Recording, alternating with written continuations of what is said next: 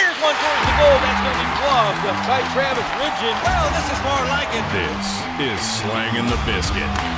Here's Travis Ridgen and Dave Wheeler. I miss you. I really did. No, you didn't. Yeah, I did. Nah, you didn't. Wasn't the flight coming in from Vancouver missing you? Nah. See, okay, only a couple hours. 2.5. Listen. Still more than your wife. I can only see in two dimensions because I'm blind in one eye. So when I see you on the screen, it's like you're in person anyway. So, this is just a regular thing for me. Sad, me and Dave were just shooting some promo video for the social media stuff because our Instagram and our TikTok are popping as of late. Dave has one eye. I have two. You'd think. Dave smoked me in ping pong. Well. It's having a hard time keeping up over here. Well. I can see the headline for the show. You ready? 44-year-old has way with 28-year-old stallion. Well, listen, when it comes to games that involve small balls, I got you. So ping pong and golf. Bud. Yeah. Give him a tug. Give your ping pong balls a tug. I never got into Shoresy. I know we were talking about before we started recording. That was never my cup of tea. Okay, hear me out on this.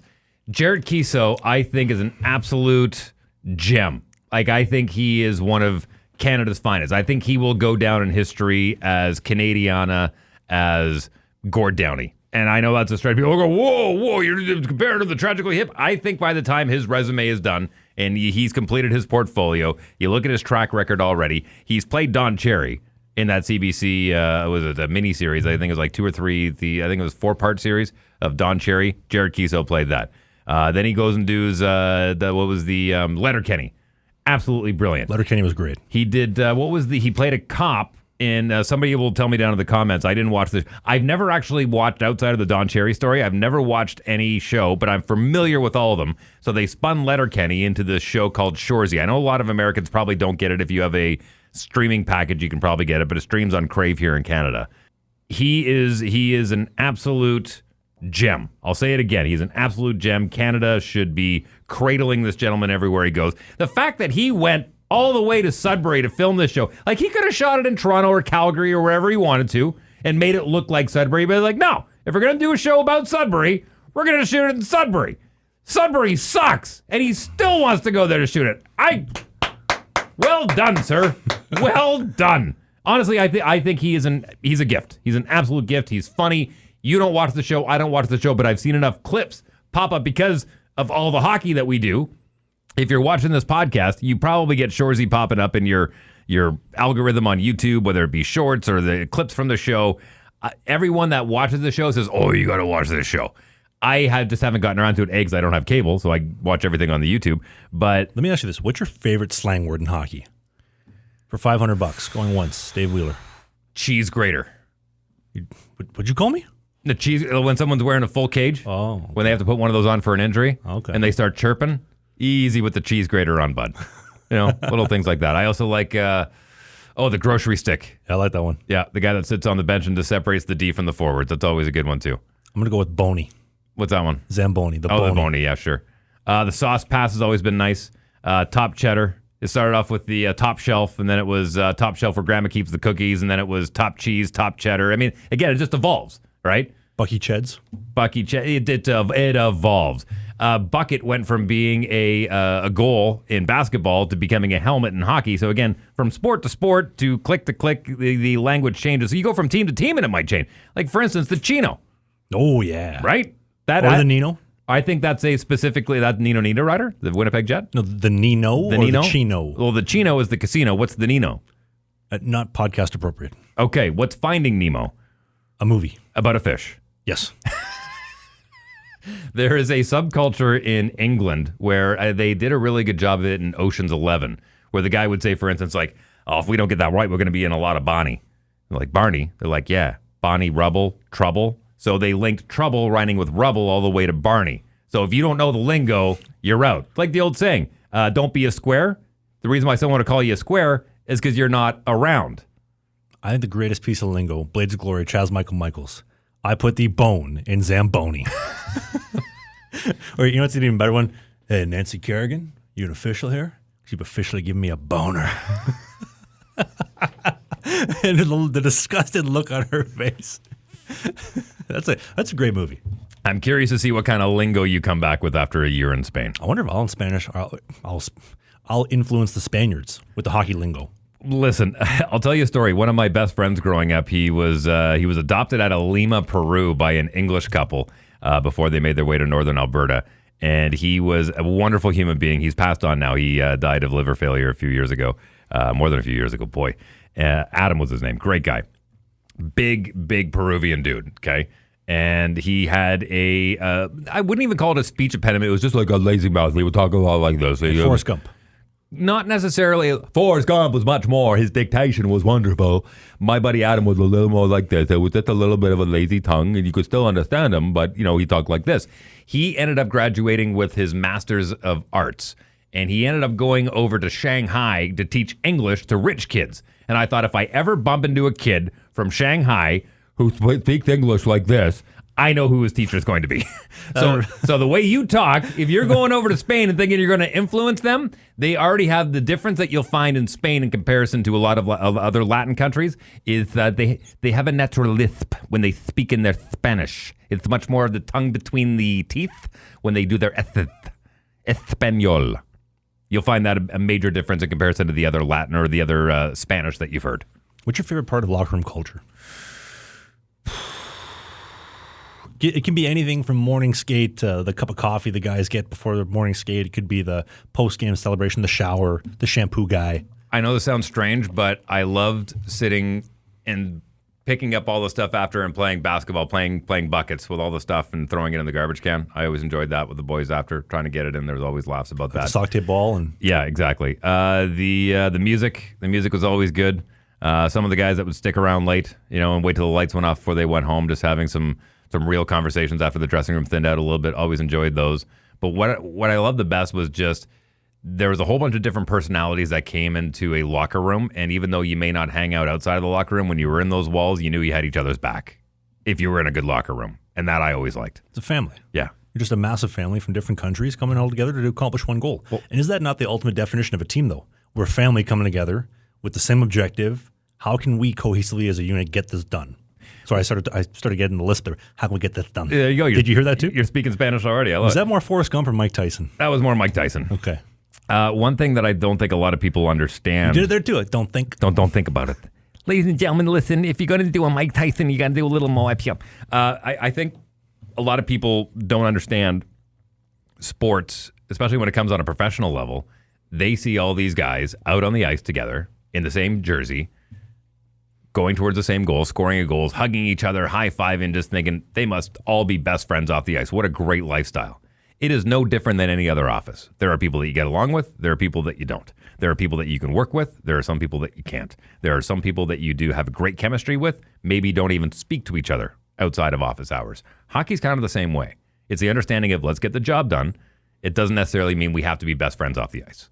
It's tough because some guys, everybody has an ego. An ego will be defined as your desire to be special. God damn, you're giving me with the list. You're practicing your Spanish. I love it. Yeah. Your desire to be special, unique, and different. Some people have a little bit more desire than others. New sponsor of the show, Hooked on Phonics. Duolingo. Duolingo would be perfect. We're going to start with English for Trav. I'm still working on it. Even profanity. You were saying? Before I so rudely interrupted? My CT is getting the better of me here. Do you honestly think, like if you had the option, once you pass, are you going to give them your brain? Do you want them to have a look? Yeah, sure. What do you think they're going to see?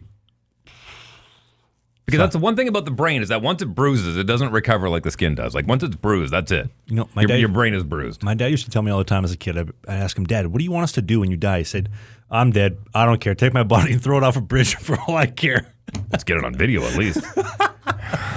Throwing him into the big red.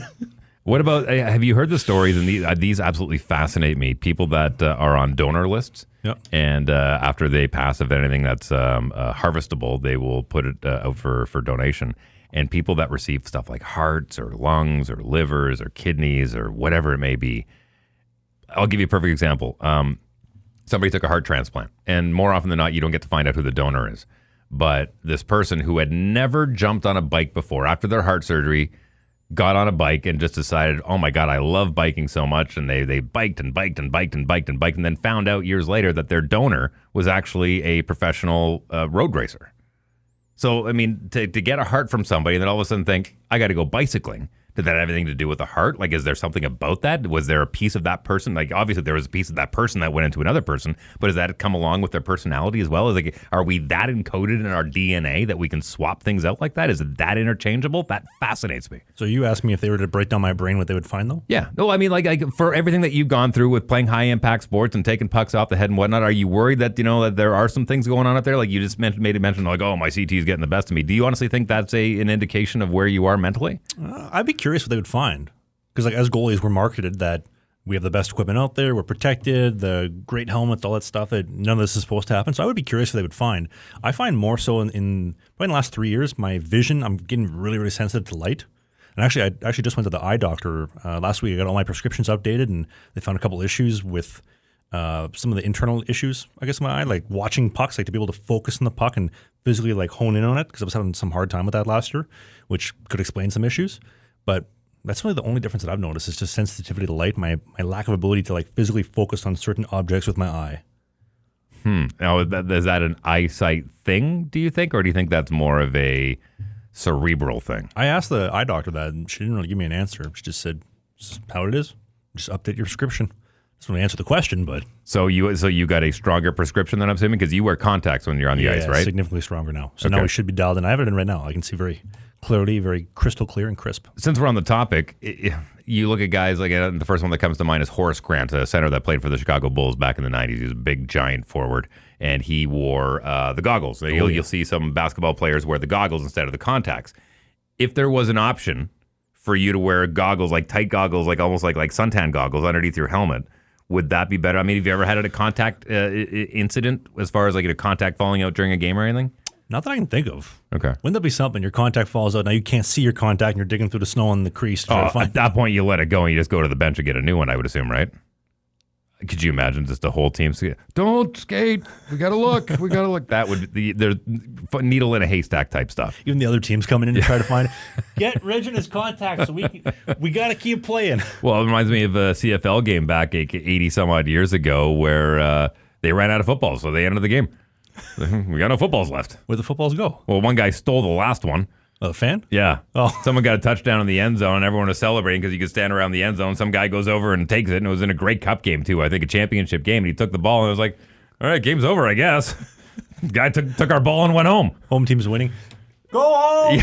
Yeah, that doesn't happen anymore. You always make sure you have enough, but geez, could you imagine? Nah, I would have been sweating. But a pair of Sheath Underwear would have made it a lot more comfortable to take that ball out of here. Great transition. No, not so much CTE on that one. Speaking of balls, take your dick and your balls, make them comfortable with a pair of Sheath Underwear. Sheath Underwear is the presenting sponsor for the show. They've been with us since day one. It's the name, the label on my equipment, and it's the best underwear that money can buy. Here's why. Built and backed by a member of the U.S. military, former member of the U.S. military, they have a dual pouch technology which separates your dick and your balls from sticking to the side of your leg, getting sweaty, sticky, bat winging. You don't want that. And they have this brand new, it's no longer the bamboo mesh. It's this new mesh material. It's aerated. It's got like nice little like pocket holes. It breathes. So I have it on right now. It's fantastic. And right now, I go to the link in the video description, sheathunderwear.com. Use the code BIZKIT, BIZKIT. That's it. No numbers, just BIZKIT. Get you 20% off the greatest pair of underwear money ever has and ever will buy. Only from the team at Sheath, Apple, Spotify, video version. Boom, 20% off. Thanks to Sheath for sponsoring the show. Welcome Thank back. you, Sheath. Thank you, Sheath. My boys thank you, too. We love Sheath. It's awesome. Certainly do. I love meeting new teammates, though. That's one of my favorite things about the new season. Like when I was going to Sweden, I don't know any of the guys. Who am I going to meet? What am I going to find? Right? Like when I went to Motor City, when I went to Watertown, when I went to Mississippi, maybe it's a little bit different because I had an idea of who was going there. But to meet new guys, and you never know who's going to become one of those guys you still talk to 2 to 3 years from now, who's going to be one of your boys, who maybe you butt heads a little bit with, but we come together as a team. That's exciting. What do you prefer from a living standpoint? And I know you liked having a billet, but if you had a choice, would you rather live with roommates, live by yourself, live with a billet? Always by myself. I'd much rather that any day of the week. Really? It's so tough, like living with other guys. Because you have different personality types. Like, for example, in Motor City, I remember there was 3 houses for 3 different groups of guys. And the one house that I was in was actually really good. We kept the house clean. We kept it tidy. We were very organized, and it was great. The other house, oh, my God.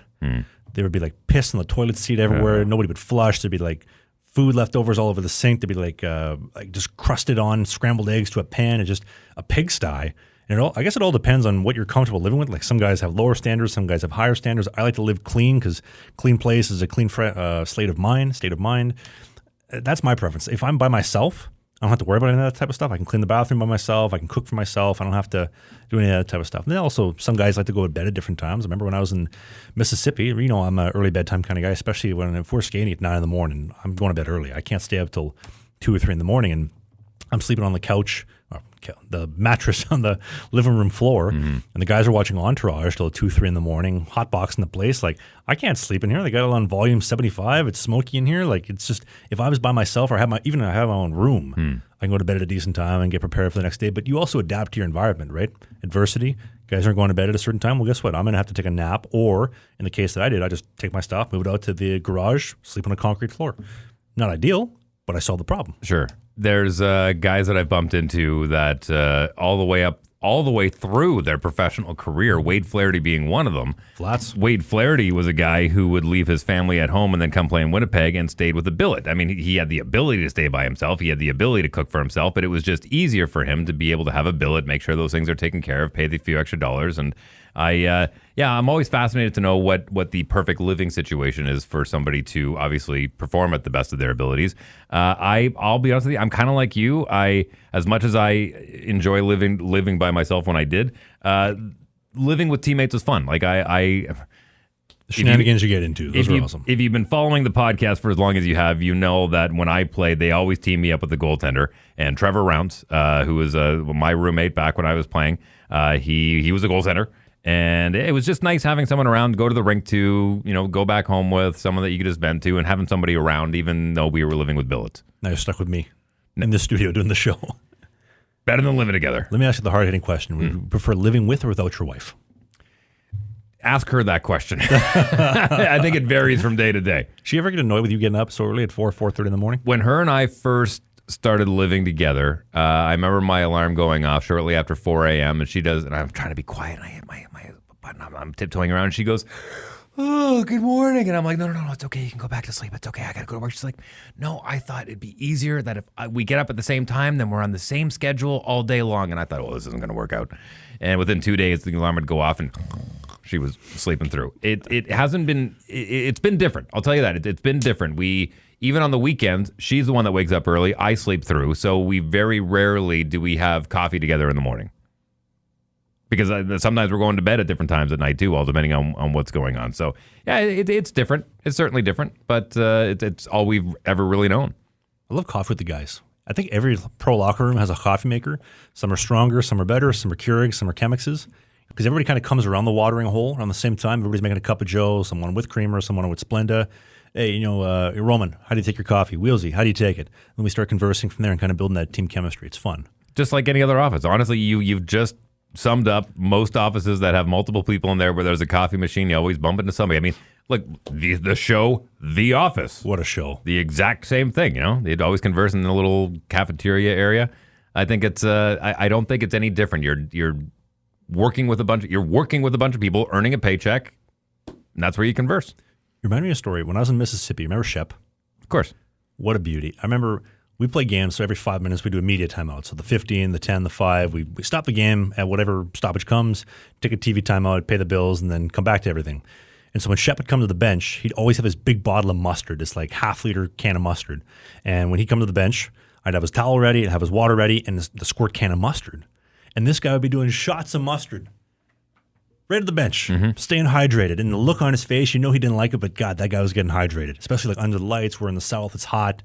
I took some inspiration from that. Honey mustard, honey Dijon, gets rid of those cramps. Well, yes, absolutely. The mustard will get rid of the cramps and the heartbeat, and the honey gives you a little bit of that sugar that you need too to help speed up the process. But it's amazing how things get trendy. You know what I mean? Like mustard back in our day, people would have looked at you sideways. They still do though. What do you mean? Like when fans would see like me giving Shep the bottle of mustard, right?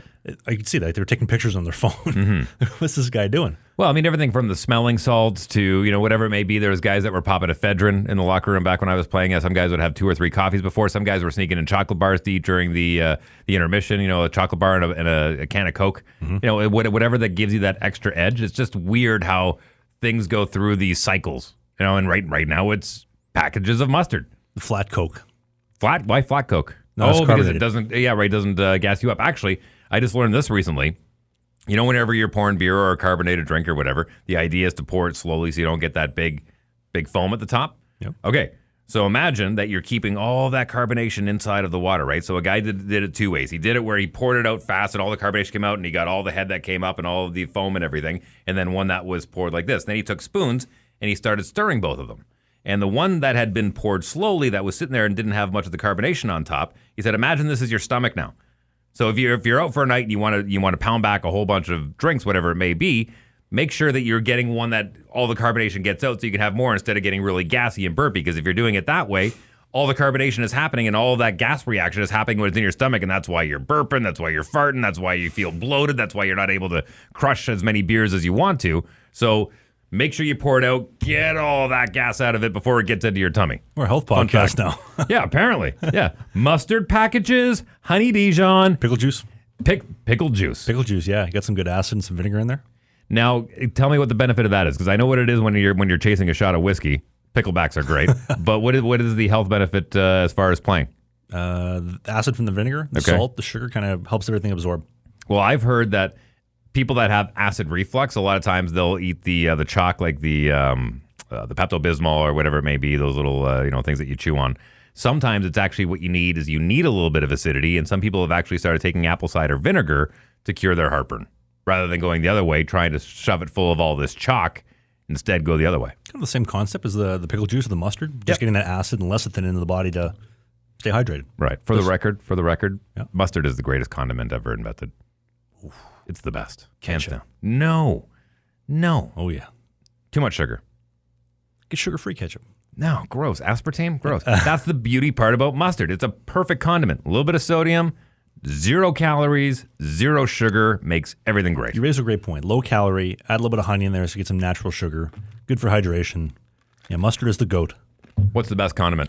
By the way, big fan of sriracha. I love sriracha and mustard. Ooh, I took your advice. Sriracha and the eggs, scrambled eggs. Right? Great. Look at you putting a little spice into your eggs. I don't like sriracha as is, way too spicy, but you put in the eggs and you cook it. Outstanding. Right? Especially on a keto diet. Well, not keto, but more, what do you call it? The metabolic reset, protein-based. Yeah, we've talked about it on the show before. I'll give you a quick recap if you haven't heard about it. But the idea is you go 28 straight days and you eat nothing but meat, eggs, and cheese. That's it. Meat, eggs, cheese. If you get bored of that, it's cheese, meat, eggs. And it's for 28 days straight. And the idea is that you're ridding your body completely of sugar and all of the stored energy that it has. And you just basically, and once you're done the 28 days, the idea is you go on a keto diet. So basically, whatever you're putting into your body, you're using that energy right away rather than storing it away. And if you can pull it off for 28 days, I guarantee you it is a life changer when it comes to your diet. I always feel so much better when I'm having a strictly protein-based diet and I'm not eating before morning skate. So if we're skating at 10 or 11, I just have a coffee, maybe another one at the rink, and then no food till like 1 or 2 p.m. when I get home. That's when I'm at my best. I'm light, I'm mobile, and that energy from the protein goes right into use as opposed to you're sitting on carbs from the night before. Some of the guys that I would play with, I never understood this. Every day, some of the guys would go to Dunkin' Donuts and get a breakfast sandwich, the croissant, the egg and cheese. Like, first off, think about how bad your gas is going to be when you're parked crease-side trying to tip pucks in front of me. But secondly, how bad you would feel all the carbs and how bloated you would be as opposed to just have a cup of Joe, nice and light, and some protein after. Well, different strokes for different folks. And actually, I've mentioned this before on the pod as well. We're back for another season, so I may repeat myself a little bit until we get into the swing of things. But one thing I've always found fascinating is recently I've been doing some research on it, is that you should actually eat closer to what your blood type is. So it's not a one-size-fits-all. And when I mentioned the metabolic reset, consult your doctor first before you try something like that. But eating according to your blood type could certainly help your metabolism for sure. But I'm at the point now where I'm probably only eating once, maybe 1.5 times a day. Because, and I don't eat, they used to always say breakfast is the most important meal of the day because that's what's going to give you your energy for the day. Not if I had a giant meal the night before, because if I eat a giant meal the night before and all I do is sit around all night and then go to sleep, I've got a whole bunch of kinetic energy sitting there waiting for me to use. And so I'll use that through the next day and let my body burn all that off instead of just piling more stuff on top of it. And that's when you start getting all this stored energy. When I'm talking about stored energy, I'm talking about fat. That's basically what it is. It's basically just stored sugar. So instead of like carrying that around, the idea is that you just eat what you need. And the best way I can describe it is if sugar is the equivalent to what batteries are for electronics. No, hear me out on this. If you're constantly having to change them all the time, in and out, in and out, in and out, rather than being plugged into a wall for energy where it's constant energy when you need it, that's what I feel like being on more of being in ketosis, which is what you're trying to get to after the metabolic recess. It's like being plugged into a wall. I know exactly what kind of energy I'm going to need for this. I know exactly what I need to eat for this, and I know exactly when that energy is going to run out. I don't know about you. I remember in elementary and even high school, they talk about 3 meals a day. You got to have breakfast, lunch, and dinner. Yep. When in reality, back to the caveman days, not even caveman days, even like 100, 200 years ago, you're lucky if you ate once a day. Like you don't need to be eating all the time. Like going to Starbucks and get your breakfast sandwich and your banana loaf and your 400-calorie coffee in the morning, and then you have your lunch. You don't need that shit. Again, it's not one size fits all. Some people have different metabolisms. Some people have different, structures and body shapes and all that kind of stuff. So I'm not saying that's 100% the right way, but I think more often than not that we've been led down this false road of you have to, remember the 4 major food groups? Oh, yeah. That was all horse crap. That's a scam. Yeah, the three squares a day, not necessarily. It all depends what you're eating. And a lot of times, too, we're being fooled by, if it has a check mark on the box, people go, oh, it's got a check mark, must be good for me. And you take it home. Meanwhile, if you're not checking the actual nutritional value on it, you could be pounding yourself full of diabetes. You get that pear-shaped body. Yeah. Moving on. Do I want to reference him? Moving on. It's okay. past. It's done. It was months ago. Okay. Any predictions for the upcoming season, Vezina winners? I think Connor Hellebuck's on the list again. I have a sneaking suspicion that if Thatcher Demko can stay healthy all year, and I think he will, they've really, especially picking up Marty Natchez there, he's got a good chance of getting one. Marty Natchez. Yeah, that's Vancouver picked him up. You sure that's a goalie? No, Martin Natchez being on Vancouver. Oh. Yeah, being part of the Vancouver Canucks.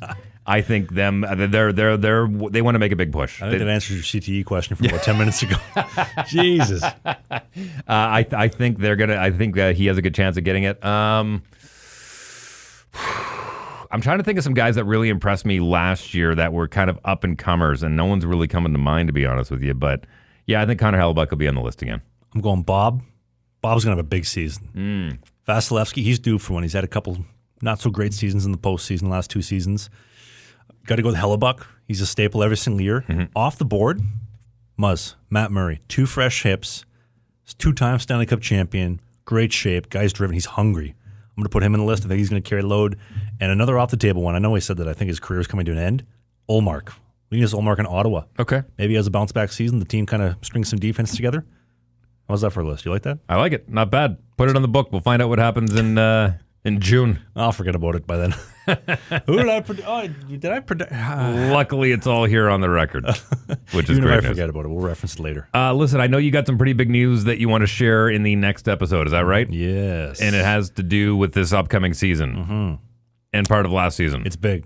It's pretty big news. It's big. Yeah? It's huge. It's huge. As far as stories go, they've been talking about it. No one's ever seen a story this big before. It's the greatest story that you've ever seen in stories. Huge. Nobody's done a story this big in podcasting history.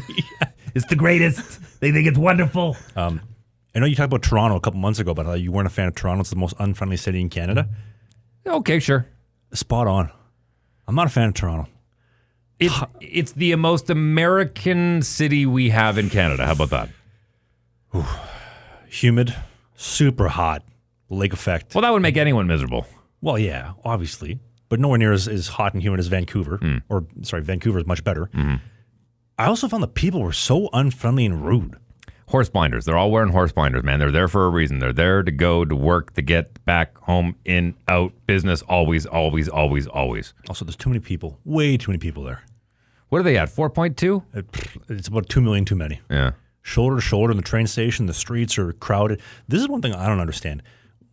Not to get too much into politics. I will give them credit. They've got one of the best transit systems in all of North America. The direct train all the way from the Pearson to Union Station, right in the heart of downtown. It's pretty good. Hands down, man. Probably, if I was a betting man, I would say one of the most efficient transit systems in all of North America. It's outstanding, right in the heart of downtown. But Yep.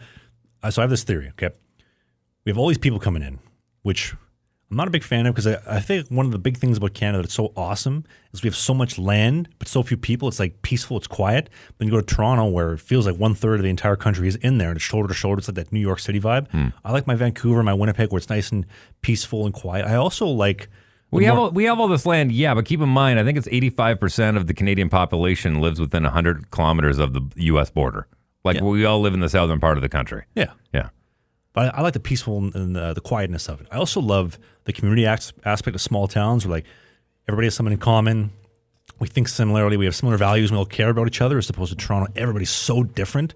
Where I don't think anybody really cares about each other. I mean, I had some dude, short little dude. I'm walking through the Toronto Union Station. This dude just throws his shoulder into me. Doesn't ask if I'm okay. Just keeps on walking. I'm like, what is going on here? There's a lot of NPCs out there, man. A lot of non-playable characters. This dude probably just got off the boat. He's just throwing a shoulder into me. He's going to go take someone's job anyway. Okay. All right. Listen, Canada is a very welcoming country. We always have been and we always will be. And we welcome people of all shapes and sizes, regardless if you're grumpy or happy. Or pear-shaped. Or pear-shaped. Moving on. One more Toronto note, though. Almost. So Jack Campbell in the American League last season, Edmonton Oiler, bought out, playing for the Detroit now. Almost Stanley Cup champion. He was almost a Stanley Cup champion last year. Yeah, close only counts in horseshoes and hand grenades. Now, word from today's video sponsor, Manscaped.com. The team at Manscaped has introduced their brand new Lawnmower 5 for 2024 for all your below-the-belt grooming, and coupled with their Beard Hedger will get you absolutely dialed in this season for a glow-up like never before. I use the Beard Hedger's 20 trim lengths, 6-minute battery life, and waterproof design every week to taper and fade my beard in between appointments with my barber, and my Lawnmower 5.0 keeps me prepared to perform for all my date nights, and you can too when you use the code for 20% off and free shipping when you click on that first link in the video description, only at manscaped.com. And thank you again, Manscaped, for sponsoring this video. Saw the picture of McDavid, though, getting sunburned? Yeah, holy moly. Whew. And his fiance posting that up? Yeah. I'm amazed She's got to do a better job taking care of him, making sure he's wearing sunscreen or staying in the shade. She's too busy doing her Instagram photo ops, trying to be a fitness influencer. I thought she was a... no, never mind. I'm not even going to take a guess. I thought she was something else. She was like trying to be a clothing designer. That's what it was, okay. I'm surprised he doesn't put like a blackout on her social media and just say, listen, like stop posting anything, take down all your shit. Like this is like, too many people pay attention are going to give me heat for this stuff. Just don't post anything. Yeah, I got enough heat from the sun already. Can't you tell by the photo? Could have photoshopped that one a little bit. Or like she's posting stories or like the photos of him getting sunburned. Just leave it alone so there's less things for people to talk about. Yeah, but at the same time, I think people appreciate that he's human too. Even Connor McJesus can get a sunburn. You know what I'm saying? There is something, I think there are people that do enjoy seeing the human side of Connor. Because, I mean, the perfect example is, unfortunately, we see the bad side of it when he shows up to go get beer and fill up the back of his trunk. And next thing you know, people are literally clawing at him to get a picture and a selfie. And, you know, I mean, nobody wants to see that side of what Connor McDavid has to go through. So I'd rather see a sunburned photo of him and his lady. Nothing wrong with that. He handled that pretty good, though. Sure he did. Of course he did. Like I said before, I'm amazed he didn't touch somebody. Like someone's growing him up and that ain't cool, but you know, it's also, I find amazing. Shout out Bill Belichuk. I know this is a couple months old, but this dude's dating a 24-year-old model. 72? Oh, whatever. Good for him. Do you think he's in the Hammer Club or the no, he's in the Fat Wallet Club. He's got the big wallet. Listen, that dude's shaped like a pear. Listen, you put a few dollars in the bank account and your rating goes up by at least half a point. That's for sure. Oh. Wonder what the players are saying. I'd pay good money to be in that Patriots locker room. Wait, no, he's fired. He's on the team. He's done. He is unemployed right now. Ooh. Yeah, he's enjoying his retirement. Ooh, yeah, he's definitely enjoying his retirement. Yeah, why not? Oh, man. Let's wrap this up before we get in trouble. Oh, okay. Anyway. Big news coming up on the next episode of Slangin The Bizkit podcast. When does it come out? Every single Sunday. Big news. There's a reason why I haven't been posting a lot of hockey stuff the last couple months. Doing the railway hotels, traveling around. Big news. Next episode. I can't wait to share with you. But my name is Travis Ridgen. I'm your favorite minor pro hockey goaltender. That's Dave Wheeler. Top morning show in the city of Winnipeg for over 20 plus years. And this Slangin The Bizkit podcast has new episodes every single Sunday at 11 a.m. Eastern, 10 in Winnipeg, 9 in Saskatoon and Calgary, 8 a.m. in the Pacific Northwest. I still have to search the time up for Spain. I'll get back to you on that in a future episode, hopefully sometime soon. Also, Instagram, TikTok for all the short form clips. Long form version is here on YouTube. Hit the subscribe button. Thanks for watching, and we'll see you soon.